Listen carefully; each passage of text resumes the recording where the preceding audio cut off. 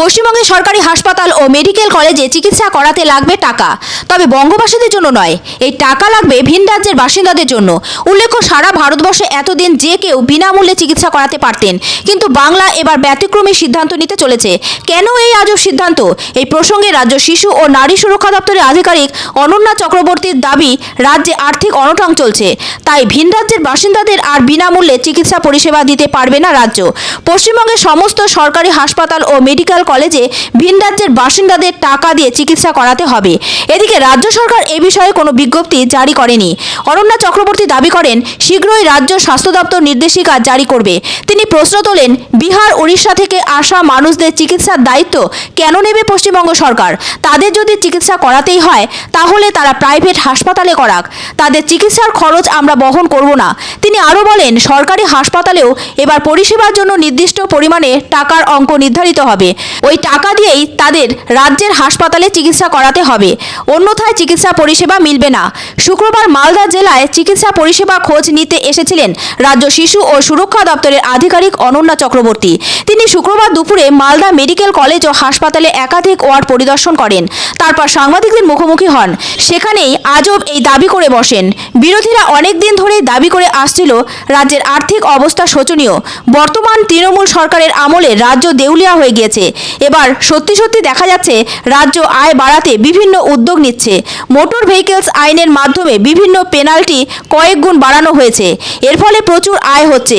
এছাড়াও মদ বিক্রিতে জোর দেওয়া হচ্ছে, যার ফলে উৎসবের দিনগুলোতে আয়কর দপ্তর অনেক টাকা কর তুলতে পারছে। এরই মাঝে আবার সরকারি হাসপাতালে চিকিৎসা করানোর ক্ষেত্রে এবার টাকা লাগবে বলে জানানো হবে। যদিও বঙ্গবাসীদের কোনো টাকা লাগবে না এখন ভিন রাজ্যের বাসিন্দাদের কাছ থেকেই নেওয়া হবে টাকা। তবে পশ্চিমবঙ্গ ছাড়া আর কোথাও এই ধরনের টাকা নেওয়ার নজির নেই।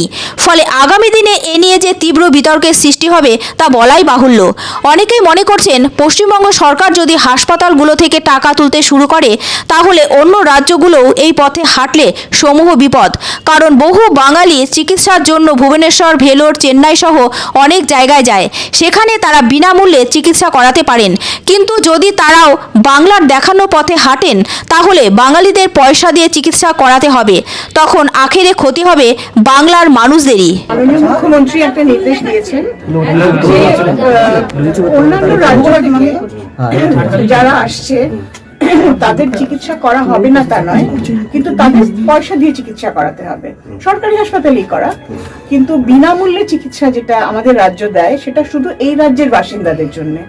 কারণ না হলে যেটা হচ্ছে, ধরুন 100 টাকা যদি আমাদের বাজেট থাকে তাহলে 40 টাকা বেরিয়ে যাচ্ছে বিহার, উড়িষ্যা, ঝাড়খণ্ড এদের চিকিৎসা করাতে, এবং তার জন্য আমাদের রাজ্যের যারা বাসিন্দা, যারা নাগরিক, তারা কিন্তু পরিষেবাটা পাচ্ছে না। বুঝতে পেরেছেন তো? তো সেই জন্যই বলা হয়েছে যে এমার্জেন্সিতে যারা আসবে তাদের ক্রিটিক্যাল কেয়ারে তাদের তো অবশ্যই নেওয়া হবে, কিন্তু অন্যান্যদের প্রাইভেট হাসপাতালে গিয়ে করুক বা প্রাইভেট নার্সিং হোমে করুক বা নিজের রাজ্যে করুক।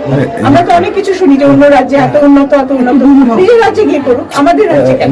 হ্যাঁ, এখনো পর্যন্ত নির্দেশিকা আসেনি স্বাস্থ্য দপ্তর থেকে, খুব শিগগিরই এসে গেলে আর এই সমস্যাটা থাকবে না।